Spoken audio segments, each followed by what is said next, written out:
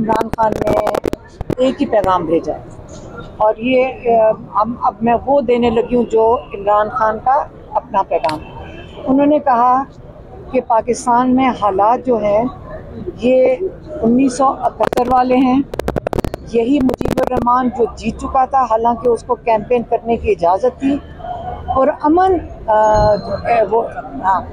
पुरअमन हुआ था, क्या कहते हैं, इलेक्शन 71 वाला, 71 का 1971 का पुरअमन इलेक्शन था। कैंपेन करने की भी इजाज़त थी, वो जीत चुके थे।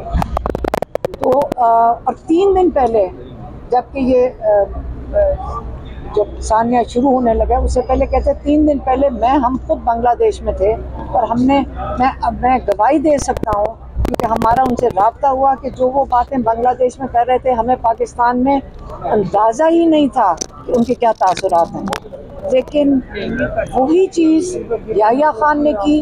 वो देर तक कंट्रोल करना चाहता था, वो डिक्टेटरशिप करना चाहता था और उसने जो तबाही की उस वक़्त, उन्होंने जिनकी सीटें थी उसे इधर से छीन कर इधर पकड़ा दी, उधर से छीन कर इधर पकड़ा दी।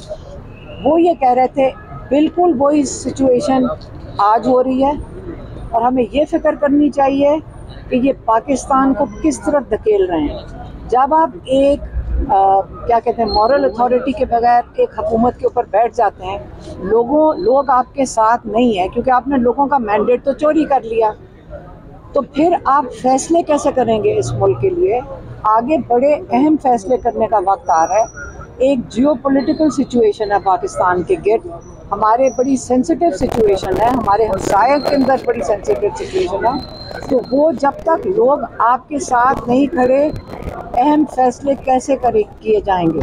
और वो इसलिए पाकिस्तान की इन हालात के ऊपर उन्होंने बड़ी तफ्तीश का इज़हार किया और वो कह रहे हैं कि अभी भी जो लोगों का मैंडेट चोरी किया गया है, ये वो पीटीआई नहीं कहा, उन्होंने कहा जो लोगों का मैंडेट चोरी किया गया है, ये बेहतर ये होगा कि ये वापस किया जाए।